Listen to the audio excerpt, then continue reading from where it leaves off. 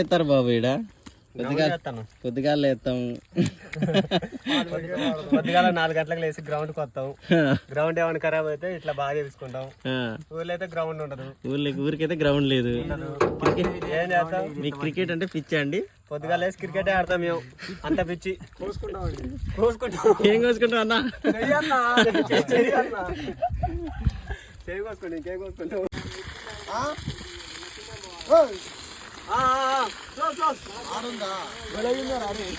బాగుందారా? Phone ఎక్కరా పట్టురా మంచిగా. ఏం చేస్తారా చిన్న?